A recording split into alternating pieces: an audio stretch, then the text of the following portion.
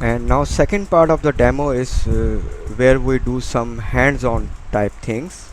For example, we want to create a data warehouse, uh, our own database. So we can create database here, but I can use another way where we can create a database from SQL script. Let's say this is my SQL script, so I am going to create a database. Okay, and my database name is sample. Let's run this. So syntax error, sample is have an issue. Sample is actually the sample test. Let me do this. So it's created. Once it's created, refresh it, you can see sample test is here, but it has nothing. It has views like this, but it don't have any table. So before going to, after creating a sample database, I need to create a schema. Okay, sample schema, right? So let me create this.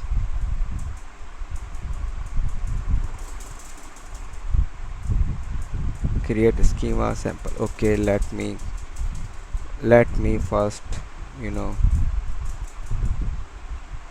okay. So if you have multiple queries, so you can terminate with semicolons, and if you hit run all, then it will execute all the command of SQL queries. But here when I try to run, it will give me error because sample test is already available. So once I go to refresh it, then I will see, I can see that sample schema is created. So after creating a sample schema, I need to create a sample table, right? So create a table which is sample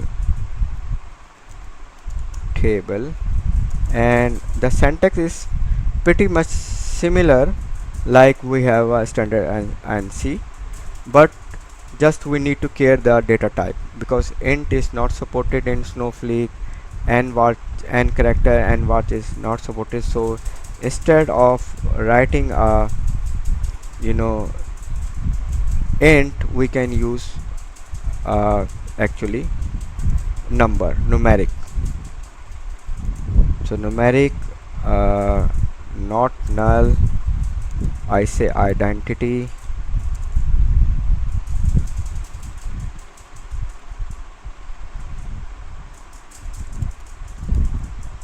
one comma one. I'm not sure, but let me try this. Full name, string, size of 50, or it can be not null, but it can be null, but I am using, or like we have a created date, and it's a date and can be null. So let's try this script. Okay, so it's created. So refresh this, and I am going to refresh like this, and then we have a table and a table where. So now we have two options. Either we can write a insert script, or we can insert data from our any CSV text file. So let's put insert data from load data using load data option, and we have a browse. So let's say I create a comma delimited file, and let me run this file. So select a file format. So we have a different type of format. I know that I created a CSV file, but you can use JSON, Parquet, Avro, and XML file as well. So these type of file format is supported here. So and then I have skipped one line because first line is my header, and time format auto and like that. Let me try this. Okay, so 5 rows are successfully inserted. So let me select this, select study from. For that, what I need, I have this, so I can write sample table. Okay, let me copy this. If this will not work, then I need to qualify with full name qualifier, but let me try first. So here we go. So data is created. If I want to add a new column, so or so we can use create or replace. So lot of syntax or command are available. I am going to just to demonstrate a pretty simple one. So I hope you understand this idea. And